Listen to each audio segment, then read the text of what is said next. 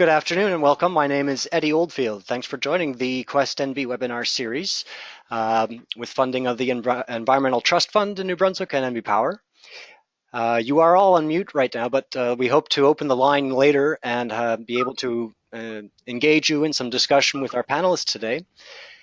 I'd like to welcome the speakers that we have lined up for the municipal panel today.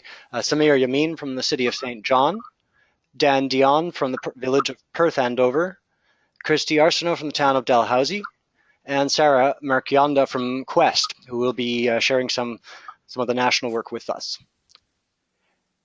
So again, thanks for joining and welcome to the webinar series. If you're interested in following more of Quest, we have further webinars coming up. One is tomorrow offered by What If Technologies, as well as SSG, Sustainable Solutions Group. And then we have a webinar on March 29th from Econolore. And I will be doing a webinar on March 31st to launch our Community Energy Planning Primer for New Brunswick municipalities. And that's timely given today's discussion. If you're interested to register for those, let me know in the chat box on your dashboard. And you can also visit the website that's listed there to check out recordings of previous webinars we've held. I mentioned that one of the things that we're looking forward to doing is launching the Community Energy Planning Primer for New Brunswick municipalities. It's been an absolute pleasure to work on this with the funding support we had this last year and the input of many Quest New Brunswick members and other stakeholders. So as I mentioned, it will be launched next week. You're welcome to register for that webinar, and it will be downloadable on our provincial and national websites. It includes primarily an introduction to what community energy planning is and can do for municipalities. It takes into consideration the New Brunswick context from a policy and planning perspective and from an energy regulatory perspective. It has steps for developing a community energy plan. It gives some pointers on those steps, various actions you can take, financing options, both funding potential as well as alternative financing mechanisms, and really provides a framework for New Brunswick municipalities who want to pursue energy and emissions reduction planning. I think before I pass it over to the panelists, I know who are all eager to share with you their related experiences on becoming smart energy communities, give you a taste for what they've done, as well as some of the opportunities they're looking forward to doing. In Quest, and more broadly speaking nationally, we think of smart energy communities as those that are not just pursuing low-hanging fruit and simple project-by-project or case-by-case projects, but taking a more integrated approach to energy in all planning processes and decision-making, and looking at various opportunities to integrate, for example, renewables with conventional energy networks where that makes sense. Look for power and heat, renewable power and heat opportunities at the local level, making smarter land use decisions, which can have a long-term energy impact. And many communities as well are looking at this from the viewpoint of stimulating economic development, reducing energy costs, creating new revenues, and potentially reinvesting that into green projects, infrastructure, or social services, or what I should say is our municipal services. Many communities in Canada have developed local action plans under the Partners for Climate Protection program. And in some provinces like Ontario and British Columbia, municipalities have been further supported to develop their greenhouse gas emissions inventories and energy inventory. So in the slide that I'm showing you, just as an example, some of those municipalities, and you can find this online, have published maps showing relative emissions and therefore opportunities for conservation, renewable integration, and district heating. And these are just some of the examples of how mapping can assist in that planning process. They can also set targets based on opportunities identified and strategically approach these opportunities depending on the acceptable return on investment for projects. Mapping can help determine opportunities for, as I said, energy demand, conservation or efficiency, as well as mobility options in the community, district energy prospecting, and better integration of renewable energy technologies at a small scale. It should be noted, and I'll leave it here with a few pictures to show you. Quest has organized recently in November a couple of workshops to engage municipal decision makers. This was done in St. John, Bathurst, as well as Dalhousie and Sackville. And part of the workshop involved a tabletop map exercise, which I'm showing you here. And each of the communities were provided a rich map of their community and region, and were able to participate in identification of heat and power and community energy planning opportunities. The maps turned out something like this, and everybody was able to share their results at the end of the workshop. Okay, so that's enough for me. I want to pass it over to our first presenter, as I know our time is short today. We have 1 hour, and I hope to keep it to our allocated time. I'm going to welcome now our first speaker, Samir Yamin. And Samir, I'm going to pass you the controls. Are you there? Yeah, I'm here. Can you hear me? Yes, perfectly. Thank you. So you can accept it. Show my screen. Yeah, accept it. And show your webinar, sorry, your PowerPoint.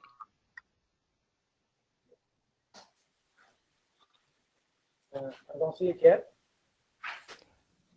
Okay, minimize the screen that you have open there. Okay. I'm sorry? Yeah, there you go. That's good. So I'm going to run from my own. Okay, I understand. Okay, good, excellent. Let me see. Okay, so can you see it, Eddie? Yes, very well. And just make sure to speak slowly and clearly so people can hear you. Okay, no problem. Thank you very much, everybody. Thank you very much, Eddie. And basically, what we're going to do here is we're going to give you an overview of the City of St. John Municipal Energy Efficiency Program. I'm gonna discuss only mostly highlight of our general initiative. I'm not gonna get into too much into technical stuff. However, if anybody have any question, I'll be very much happy to help you here. Eddie has his phone number, and I'm gonna leave my phone number so you don't have to call me or anything else. I'm gonna talk about our accomplishment and how much we accomplished, how much we reduce our energy cost. I'm going to touch a little bit on our community energy system. It's a project which I was working on it a few years ago. However, it was put on hold. We're going to give you some highlight on this project, and in the end, we're going to close with our future goal and objective for the City of St. John Municipal Energy Program. First of all, I just want to give you an overview idea of what our mission statement. What we are the Center of Excellence of the Corporate Sustainable Energy Management. And what we do here is we promote, we advise and develop and implement energy efficiency project and program on new and existing infrastructure. And the reason we do it is to lessen the effect of energy on the environment, and of course to reduce our operating budget. And also to showcase the city as a leader in sustainable energy management. We have 4 main objectives here. Our first one, of course, is to reduce our total energy use and greenhouse gas emission. This is our priority.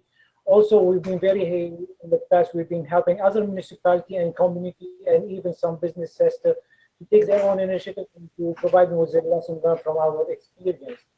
And also, we work closely with senior staff and council to advise them on new policy, new guideline, and new procurement on environmentally sound equipment.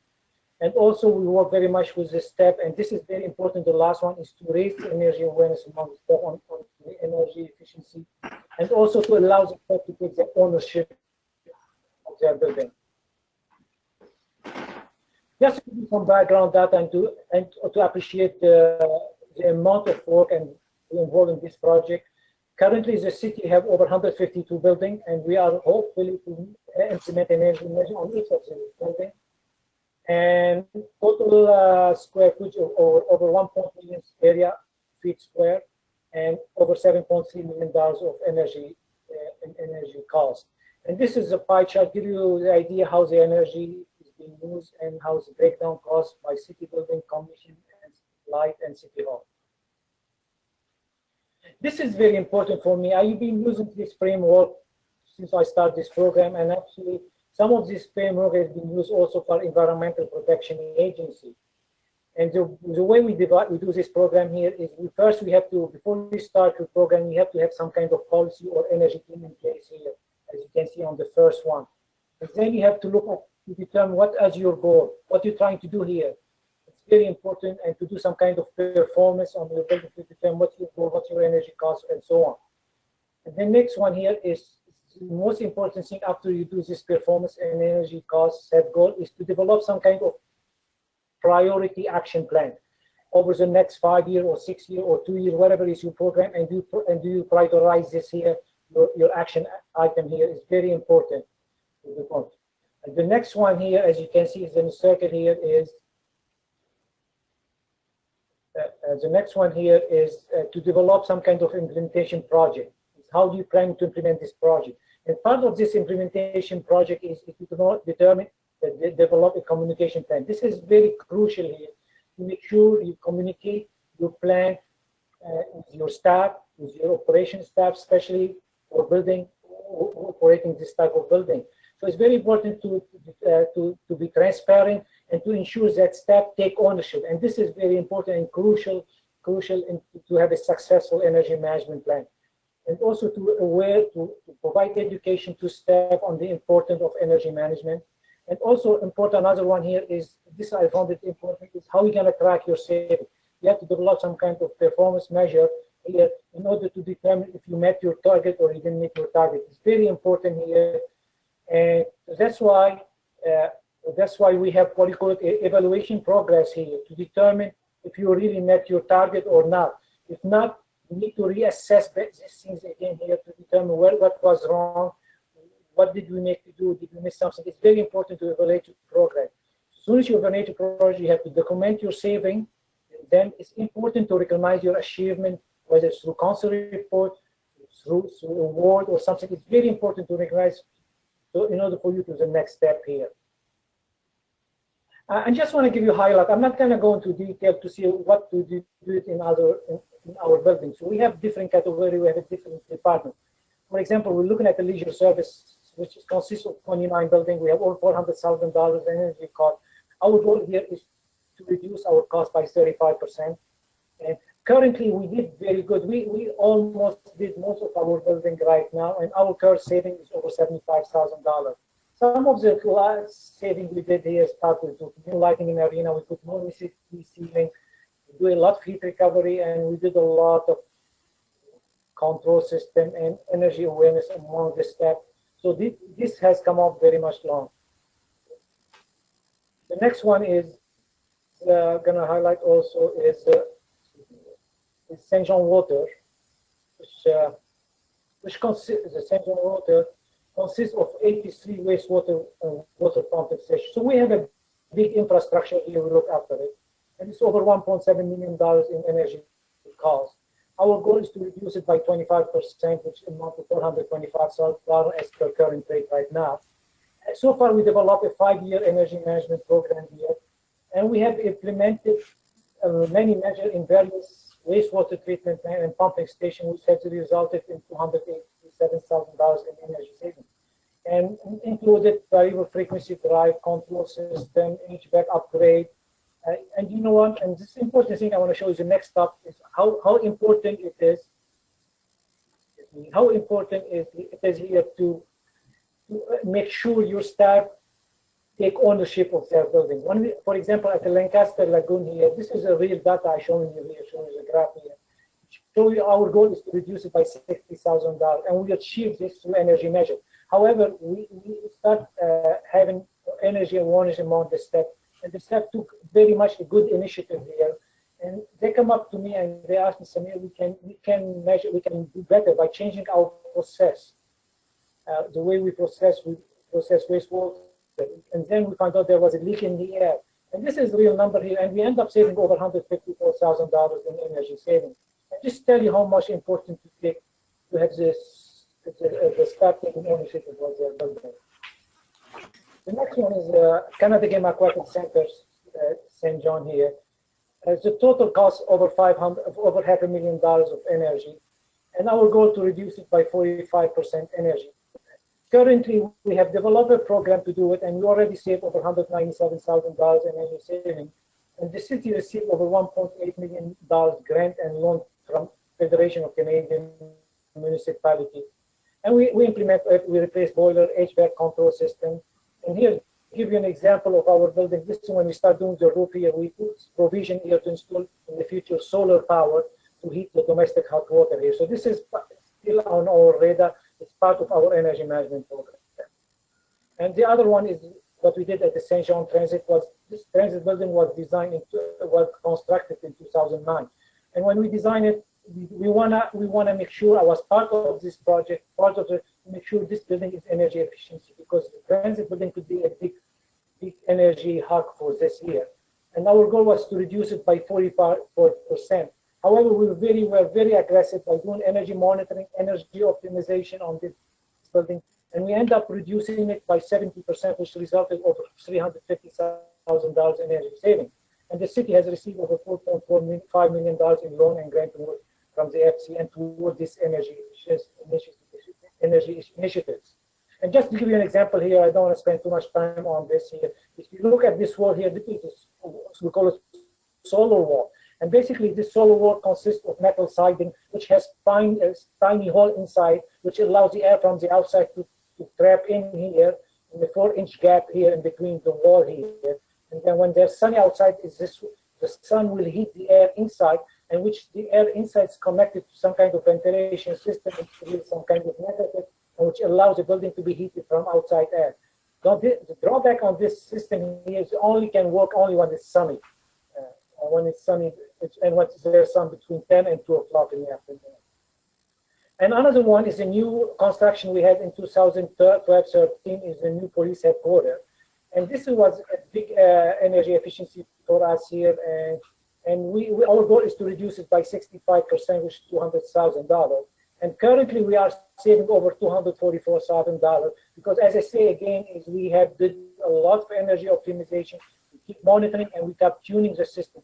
So this is important to do an ongoing monitoring of your building. It's very important after you implement any measures there. The Max Square is another big initiative we hear also. It's over $1.4 million in energy cost. So we're looking at 17% energy reduction here, and currently we are saved 75%. We're still way behind the schedule, but we are working on to meet our target here. We did a lot of light retrofit here. As you can see, some of the garages, we have high pressure sorting. We went to T5 at the time, but now LED is a good candidate for this type of project. A street light, as you know, I'm pretty sure NB Power has done a lot of job here in St. John. We did change our street light or our traffic light to LED here. We have 8,200 fixture here, and we are reduced it by 1.2 megawatt, which approximately close to 3,000 houses here. And we are currently reducing. We have saved over $600,000 in energy saving by different measures we implemented on the street light. And one thing what we did here is we implement a guideline here for new development to ensure we don't have, we make sure that any development is done using this type of guideline in order for us to reduce the amount of street light we put on our street. So this is a guideline was designed to reduce the demand and to reduce the street light pole and light fixture we have on any new subdivision. And so far, as of 2015, we have accomplished, we reduced our greenhouse gas as corporate by 24%, which is a big number, which is close to 9,400 tons of CO2. Our energy saving is $2.3 million annually now. We have we did over 100 plus projects on energy retrofit and project, and we invest and we receive over $20 million grant loan and grant money towards this energy initiative. And the city of St. John has been recognized on regionally, nationally, and internationally as a leader in sustainable energy management. And the city received various energy awards through energy efficiency, through FCM, through the Canadian Association of Municipal Administration, and also to top 13 in North America for best energy management practices. So there's also, we talk about energy benefit, but there's also the indirect benefit to the energy saving here. We have invested over $4.6 million in new infrastructure, and we have created positive cash flow of $500,000. Basically, because with the money we received through grant and loan, we end up the city have positive cash flow in 500. And so we didn't cost the energy saving, the energy investment didn't cost us any zero. Actually, we end up $500,000. And also indirect, as we reduce our operating and maintenance costs on our building, on HVAC or process, whatever. This is another plus. And we did asset renewal. And also we did a lot to improve to indoor air quality in the building. Our future goal, and we're working diligently here, and we want to develop what I call a community energy plan. And the plan also to identify any community project to help us reduce, generate revenue. So this is our goal. We're going to try to develop this community energy plan in the future, and we're working on it right now. And reduce, we're looking to reduce our energy costs by over $3 million right now by 2020. And looking also to implement such program for our city fleet, including our transit. I don't want to take too much time on this here, but however, I'm going to give you an overview of the city of St. John green thermal utility we worked on a few years ago, but this project was put on hold. The project, the aim of this, the objective of this project is to develop some kind of district energy system for the city of St. John using existing energy sources such as seawater cooling, raw sewage, industrial waste here. And we did a lot of design and concept design, and we did a business analysis on this district energy system. However, this project was put on hold due to financial financial reason of this project. Just to give you that the result of this project, we were planning to develop a 30 megawatt system, and what this determines that the industrial waste from urban pulp and paper was the best energy sources for this type of district energy system, and has a good payback. And the building, we're looking at 25 building, and which approximately 3.5 million feet square to be part of this district energy system. And most of this building was concentrated downtown area. And just to give you here the proposed pipeline diagram of this district energy system. Last thing before I close this series, I don't want to take too much here, is we're working right now on the Canada Game Aquatic Center, and we're hoping to do some kind of integrated community energy system by integrating the Canada Game Aquatic Center here, as you can see from here, to a market square, and also to the harbor station, because there's a lot of excess energy we really like to use from these two buildings, especially in the winter time when these two buildings running at they have a lot of waste energy outside, and we want to capture this energy waste, and we try to use the heat the water also. In the future, we're looking at the Coast Guard building location, we're seated nearby the Market Square, and it's uptown area. We're looking at the new development here, try to do some kind of small district energy by trying to capture the St. John Harbor water here, some kind of geothermal, try to heat this building using a low temperature system. And I believe that's it for me here. And I believe Eddie's the question will come after. Thank you very much, Samir. That was an excellent overview. I want to thank you for your presentation. I'd like to actually ask the other panelists if they have any questions for Samir, and then if you have questions and you're a participant, I'd like to ask you to use your dashboard and either use the chat box or the question function to submit in writing a short question for Samir, because we want to make sure we keep on time here. Any panelists would like to comment or questions for Samir?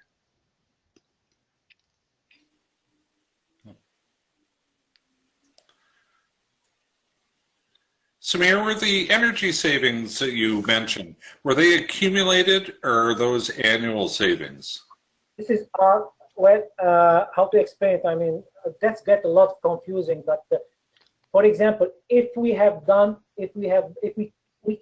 stay business as usual, our energy or our operating costs will be increased by $2.3 million. So this is accumulated over a year. Like every year we did $100, $1,000 there. Next year we did $200 saving. And so this is accumulated over a year, $2.3 million, which is annual saving. Does it make sense? Yes. Thanks, Dan. Okay, if there's no further questions, Samir, you'll be on the line for a little bit. Feel free to. Okay, and feel free to send us any questions. I'll be sure to pass them to the speakers or to place you in contact with them if you require further information. I'd now like to introduce to you and welcome our next speaker today. And Dan Dion, you're next on my speakers list. Are you ready? Certainly. I'll pass the controls to you then.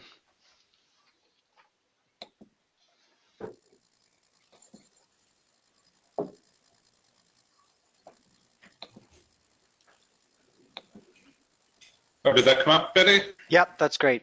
We can see your presentation. Yep.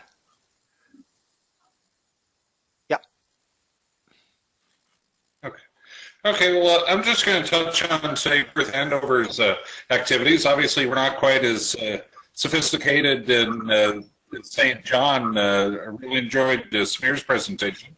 Although for a small community, I guess we're kind of proud of the things we've done. Just to give people a bit of background, Earth Handover is one of 3 communities that operates electric utility. We've been serving our community since 1905. I guess we like to say we've been turning you on since 1905 in our community. We've been fortunate to have favorable power rates historically. And of course, in our community, we had concerns of raising electricity purchase costs through deregulation in Maine that happened a few years ago. And due to our cheap power rates historically, we've had the highest concentration for electric heating, we believe, anywhere in the province. And of course, we have the desire to help our customers reduce their power costs. We're a municipal-owned utility. So several years ago, we developed a beneficial partnership with Efficiency New Brunswick to be an energy smart community. We found the staff were excellent at EMB at the time. So we did a lot of education on reducing consumption. We had a goal of lowering residential consumption by 5%. We want to have 100 homes participate in the energy audit program, and we wanted to help 30 businesses reduce costs. And of course, there's always the environmental benefits of doing these types of projects. So basically, at that time, we provided CFL bulbs to every home in the municipality. Also, at the same time, we gave out hot water tank blankets to every home in the municipality. And we achieved our goal of the residential and commercial energy audits. And of course, public education. And then we did, of course, all of our municipal facilities in the municipality did energy audits and upgrades from those. And then recently, we've changed out all of our LED street lights and also our decorative lighting. We started using these cob type lights that are LED lights that have really helped our decorative lighting issue. We find the lights seem to be lasting better than the metal halide lights we had in before. And of course, the municipal buildings, we did heat pumps and passive solar for pool water heating. We did heat recovery at the arena facilities, and of course, all the typical lighting, timers, insulation, and all that stuff from that. Now, one of the creative things that our community did with the, I guess, the savings that we realized from our energy efficiency, we made our community a skate and swim for free community. So basically, council was aggressive, and we took the proceeds from our savings and decided not to charge for public skates or public swim. So still to this day, those programs are all offered free of charge in the community. We found that was great for participation. It certainly increased it, helped a lot with low-income families to be able to access recreation. So that was certainly a nice bonus for the community. The residential energy audit, like I mentioned, we had 100 plus homes participated. The coupon from EMB and then the village matched it.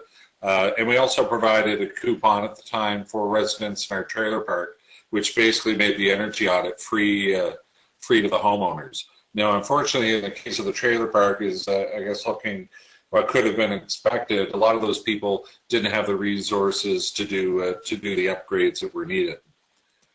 And of course, commercial energy audits. We encourage every business to participate. I think we were just a bit short of that, but it was great participation. And the municipality did take advantage of the funding to help out with our arena. We did some of the similar things, it sounds like, in St. John for their facilities. And here's just another slide on the Skate and Swim for Free program. That was one of our best programs.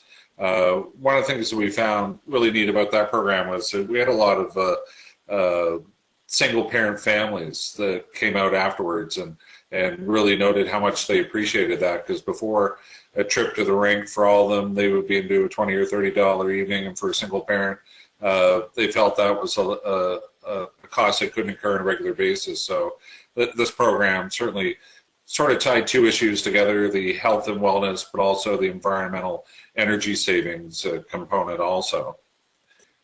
So future direction, I guess, for our small municipality, that we joined the FCM Partners for Climate Change and also UMMB's Climate Change Energy Initiative. And we're always looking for energy savings in the community, both from an economic aspect and also from an environmental aspect.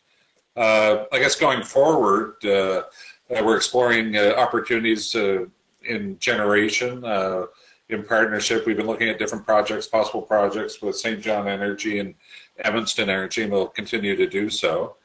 I guess we did have some concerns about the community energy program that the province is rolling out this year and next. You know, some of the questions that we've been asking are, well, if the province is asking through MB Power to go out and get 80 megawatts of community generation, is this something that municipalities or communities really have the expertise in?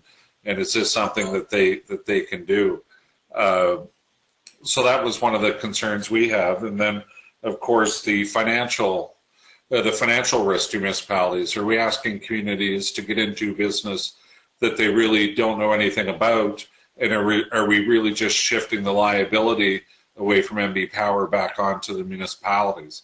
So that's something that, you know, that we see that education and research has got to be extremely important for communities to, when they're looking at these community energy programs, to make sure that they're well educated and they're informed about the projects that they're proposing. Now, it's great that MB Powers can review these programs and make recommendations back to the communities also, because obviously MB Powers got a lot of expertise in this area.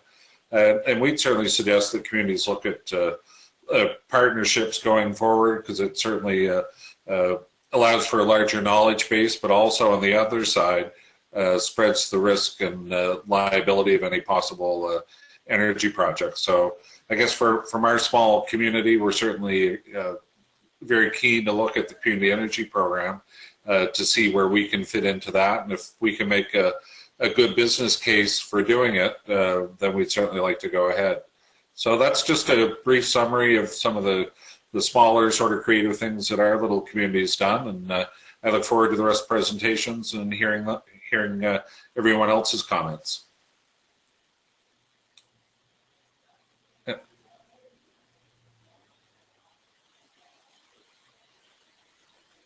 Yep. So that was basically it, Eddie, for me.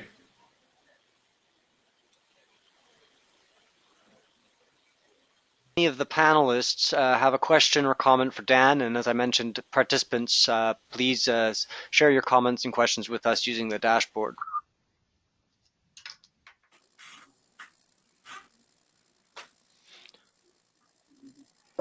And I'll have a question. Samir, go ahead. No, I'm impressed with what I see from the municipalities. They are really municipal, like bent over. It's excellent. Then you guys doing a good job here, and I'm impressed with the innovation way you guys attack this energy efficiency and energy costs, reduce energy costs, and I'm very impressed with your presentation. And if you need anything, anything I can do here to help you, please feel free to give me a call. Thanks, Samir. Really appreciate that, and I'm sure I will be calling. Thanks, Samir. Any other comments or questions? Very well, and I'll have a question for the panelists just following the next presentation, just to get your thoughts, and you can think about this now. What are, if you want to name one, or any key barriers to community energy planning, any key opportunities, although you've outlined a few in your presentation so far, any needs you see going forward provincially or federally. As you know, the policy environment is changing with respect to climate change and carbon emissions reduction. So any thoughts you have at the end of the panel presentations? Okay, I'd like to now invite Christy Arsenault, our next presenter from the town of Dalhousie. Christy, you there? Yes, I am. Great. I'm going to change controls to you.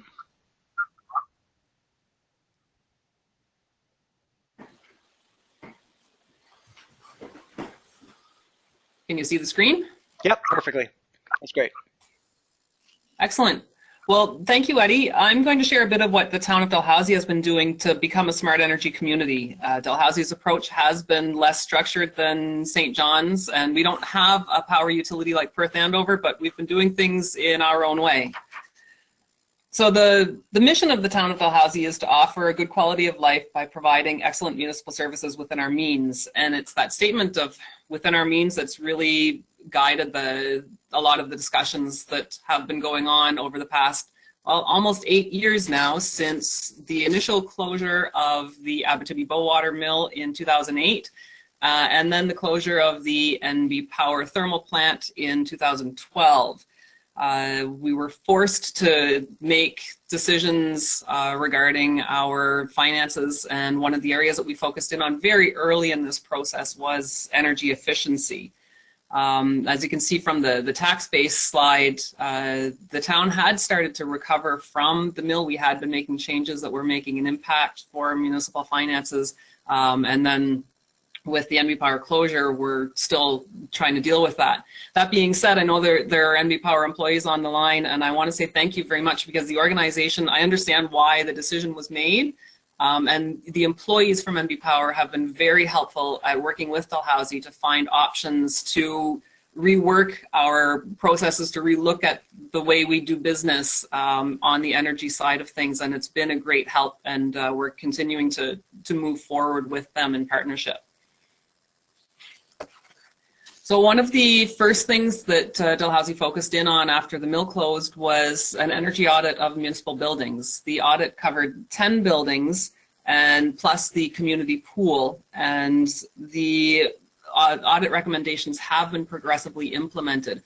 We don't have an exact number for just how much savings that we got through the actions of implementing this plan, but between 2009 and 2010, we cut our energy expenses by 10%, and it's just been, those savings have been growing since then.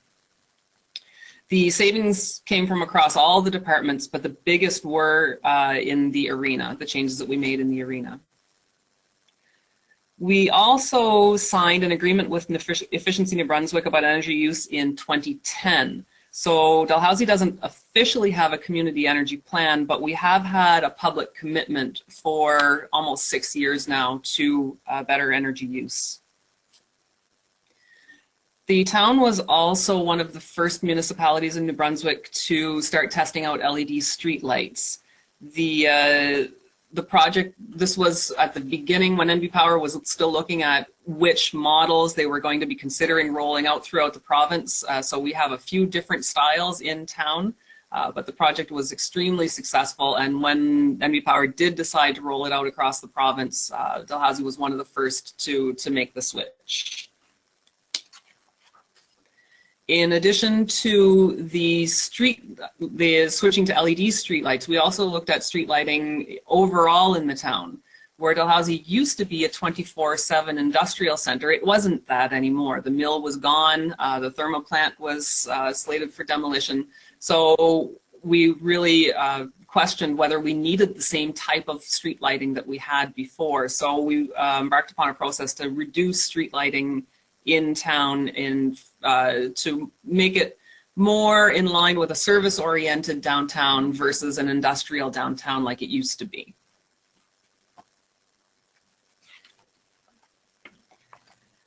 Dalhousie was also an early adopter in the electric vehicle market. We had an electric vehicle charging station installed in 2013, so almost 3 years ago now, and we're ready to capitalize on that market. Quest has a number of technical and policy principles, and to date, Dalhousie has focused primarily on technical principles 1 and 5, improving energy efficiency and using alternative energy resources. With the alternative energy resources, that's focusing on geothermal and air-to-air heat pumps, and also moving in the direction of exploring small-scale microhydro.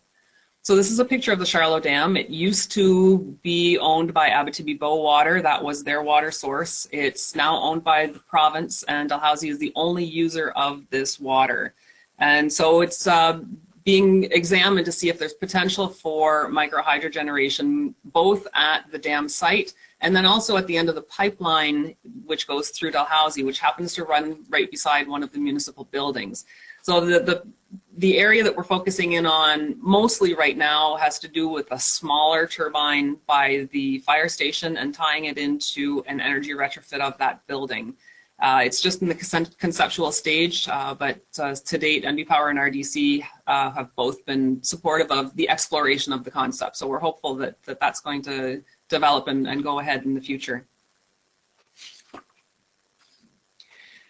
And as the town continues to move forward on smart energy use, principle number 3, which is managing heat, is coming into play. And as right now we're looking at updating our energy audit. It was done in 2008. Technology has changed and a lot of changes have been made in the buildings. So we're looking to see if with new technology, if there are ways that we can manage the heat better in the arena and in the pool and implement other technologies that weren't available 8 years ago.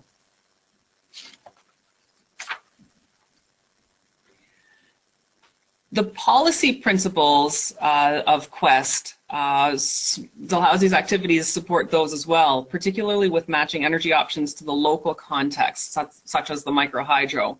But when the mill first closed, we weren't looking at microhydro at all. We were looking at biomass. There was a license of Crown Forest license where the wood used to go to the mill that was suddenly not going anywhere. So the northern communities got together to see if there was an opportunity to use some of that wood to bring it into our communities. The license was, the province at the time didn't show an interest in doing that. They granted the license to another industry in the area, but the community part of it didn't come into play. However, the discussion seemed to be starting up again on biomass, so we'll see where that one goes. And it is an energy option to the local context of northern New Brunswick that could be a benefit for our communities. So while Dalhousie may not have an official community energy plan, we have made significant progress towards smart energy use. We continue to work on this. So it's a short overview of what we've been doing. Dalhousie has also made a motion to join the UMNB plan that will hopefully come forward in the next little while. And we're very supportive of the work that the Quest and the Quest Caucus is doing. So thank you, Eddie. That's my presentation.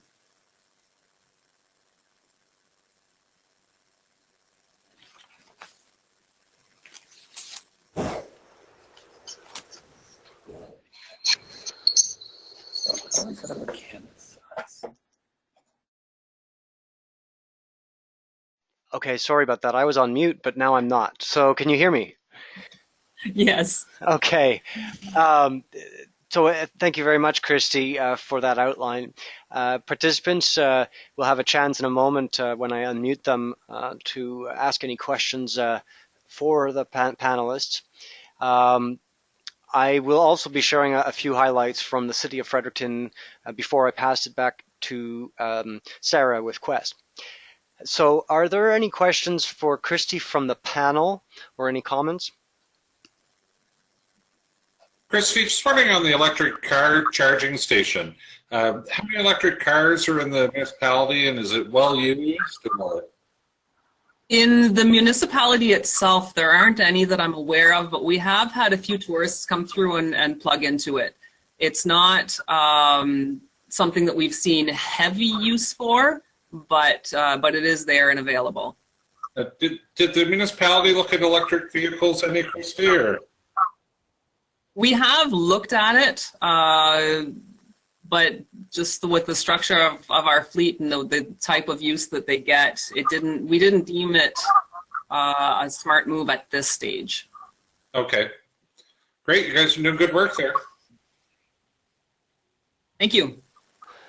Yes, likewise, and I would like to echo that. I find that you know, the fact that we have 3 municipalities here sharing different experiences, different actions, what they've looked at, what's worked well, and even some thoughts as to how, you know, how things come together going forward. Can I ask the panel a question? And that is, have you any thoughts around key barriers, needs, or opportunities for your community energy plans going forward?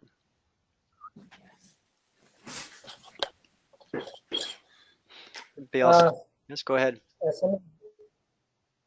Can you hear me? Yes, go ahead. Yeah, but barely. I mean, one of them, like most municipality, especially small towns, I mean, of course, they need to know what's the benefit of community energy plan to the municipality. What are the benefits? What's to them? I think this is very important to know for them to understand what's the benefit and what's the benefit to the community. Second one would be could be the technical expertise in the community energy plan, because most municipalities, they don't want to develop a community energy plan and put it and book or report, put it on a shelf and do nothing here. They want to be able to use their expertise to implement some of the plan.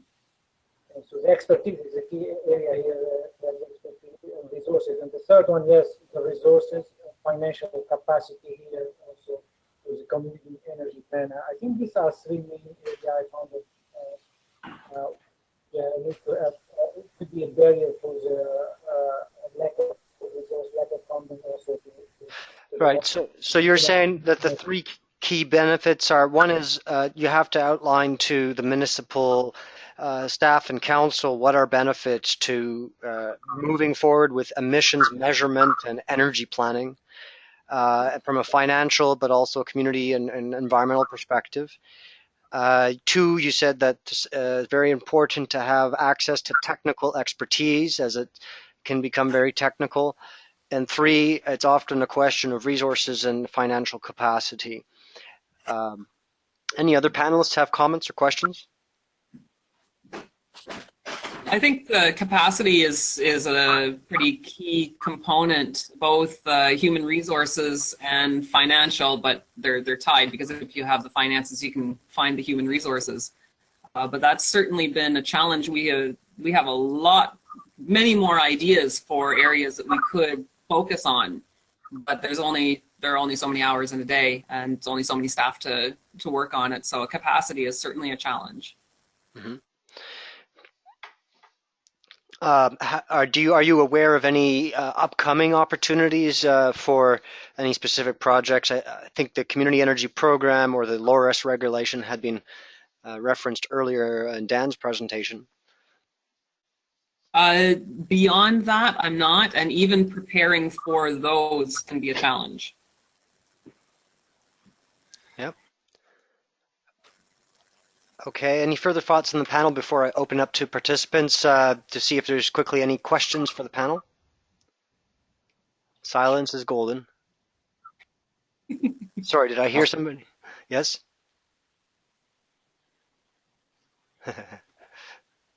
Dan, were you about to say something? No, I'm good at it. Okay, great. I will now, for those of you on the line, I will unmute you and just ask casually if there's any questions for the panel. Just a moment, and anybody's now welcome to ask a question. No questions from me, Eddie. It's Miles from the Gaia Project. Just that I know we've charged our electric car at the Dalhousie charger. Just so. That's good to know.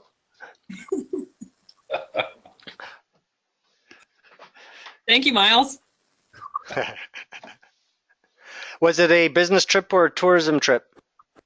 That was a business trip. My colleague would have been working in a school in Dalhousie. I'm not quite sure which one, but yeah. Okay, excellent.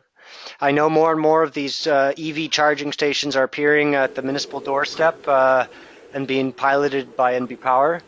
And that certainly is encouraging for potential EV or the green highway charging for tourism, but also for fleet and other businesses in those communities. And of course, any consumers who happen to have an EV, a plug-in electric vehicle or a plug-in hybrid. Any other questions from attendees for the panel before we move forward? If there's no other questions, I've got a comment. It's Municipal from Municipal. Can everybody hear me? Yes, it's a bit unclear. Can you try again? It's Rob Robershow from Municipal. Yes, hi. And I just would like to commend everybody on a great job. I'm really impressed with all the presentations and all the very good work going on in the communities that have presentations today. Congratulations. Thank you, Rob, on behalf of the panel. Okay, I will now just mute everyone once more, except for the panel, of course. I'm going to quickly share with you, and I mean very quickly, a couple of slides so that I can at least give you a sense of where Fredericton stands in the same vein. City of Fredericton undertook a community energy planning process which involves many moving parts. They've completed the Partners for Climate Protection milestones, but look for deeper emissions reductions, certainly through the recently closed RFP for renewables, and I'm sure that they're looking at opportunities tied with the upcoming community energy program. And I won't spend much time. Unfortunately, Jeff Wilhelm from the City of Fredericton could not join us today, but he's left me with these slides to share with you, and there's only a few.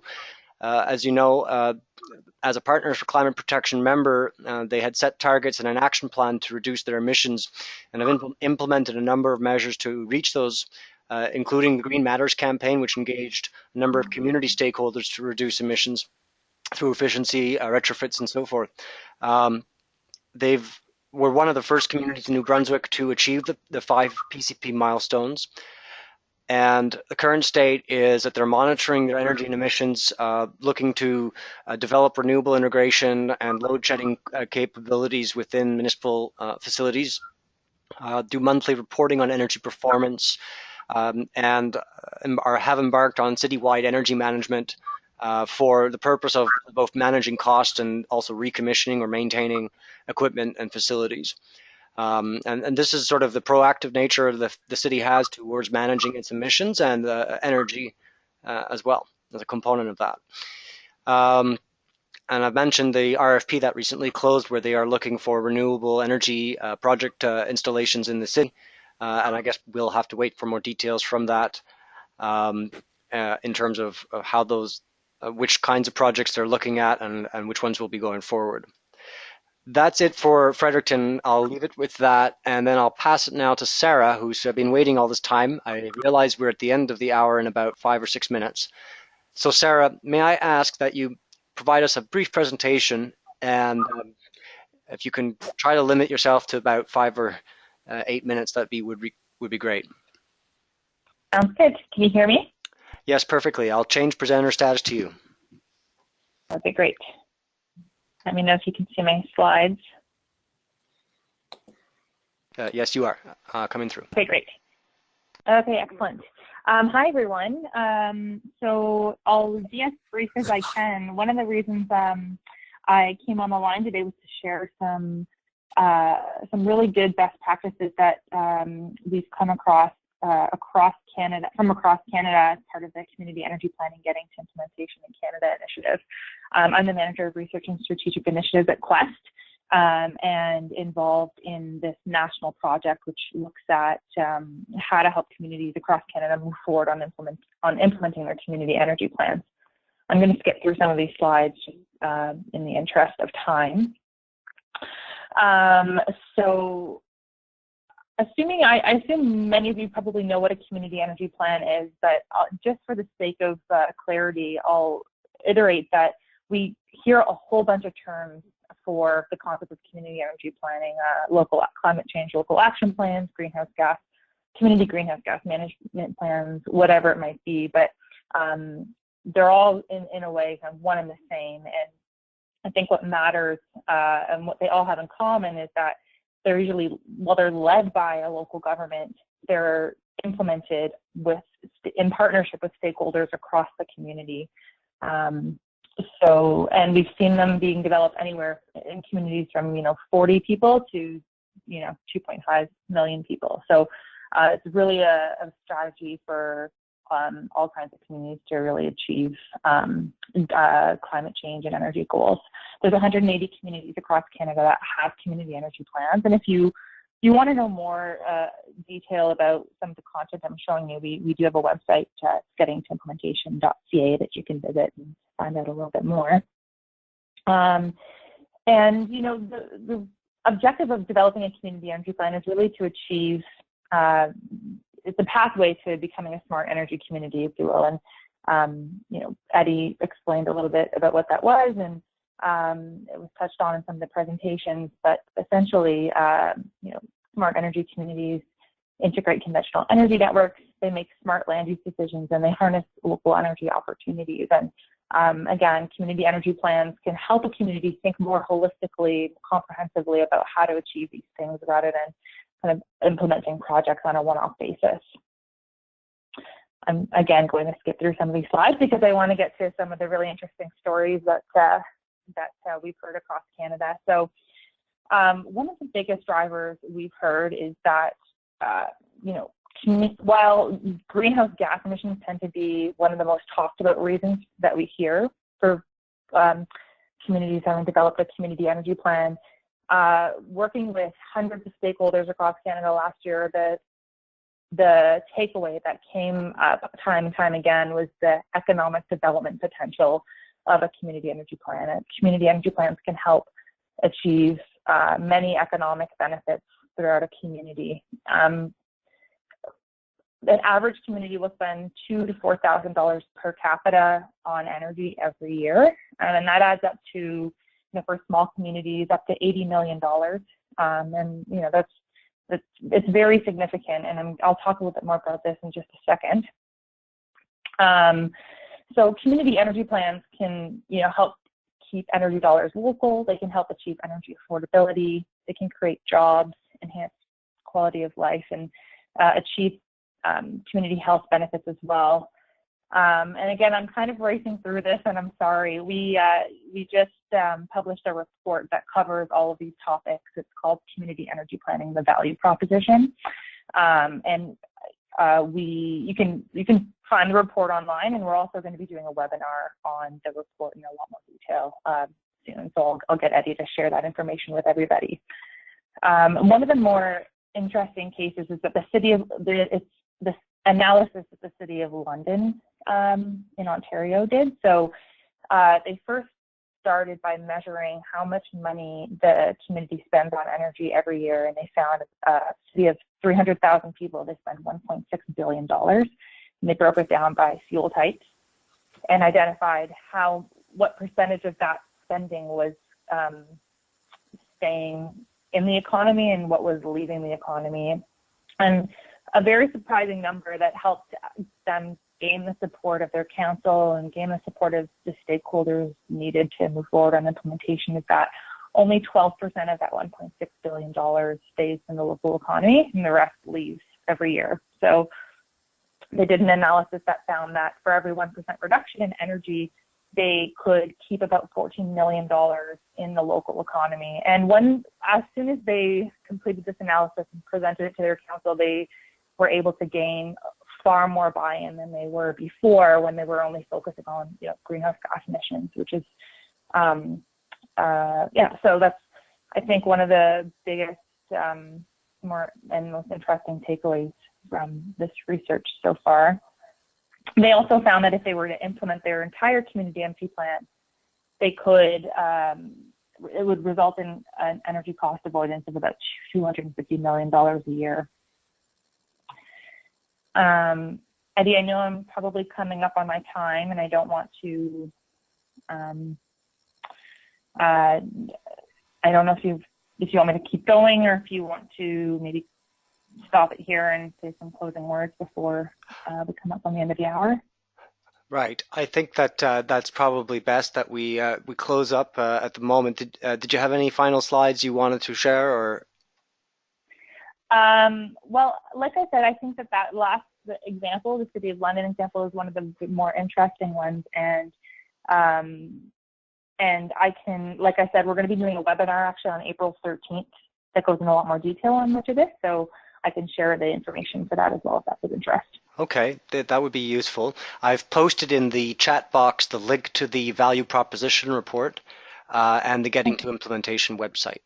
For those on the line, gettingtoimplementation.ca, and you can look at the tabs. They have links for publications, research, workshops that they've held across Canada, including in New Brunswick. And of course, one of those publications being the value proposition. And we'll be looking for more to come out, I think, later this year with the pilots now underway. Right, Sarah? Yeah, absolutely. Yeah, there'll be, we're going to be releasing a community energy implementation framework, as well as a number of case studies and training materials between now and the end of the year. So there'll be a lot of materials coming up. All right, thank you, Sarah. Now, I'll just ask folks on the line, if you have questions, to please share them with us using the chat box on the right-hand side. Otherwise, I will be closing the webinar here shortly. So, Sarah, thank you very much for your presentation. As you all know, the presentations and the webinar are recorded and will be put onto the Quest website for others to access and view at a later time. Thanks again, Sarah, and thanks all the panelists for joining us today. I'll just take it back for a moment before we close so that I can close with this, and simply that I hope that you will all have an opportunity to join us for the next webinars which are being held next week and the following week. And there will be another webinar, actually two webinars scheduled in April. One on heating with biomass solutions and one by NB Power. So those have yet to be published, but please look for them. You can go to the website. They're listed at the bottom, questcanada.org/NB webinar series. Thanks again, everyone, and bye for now.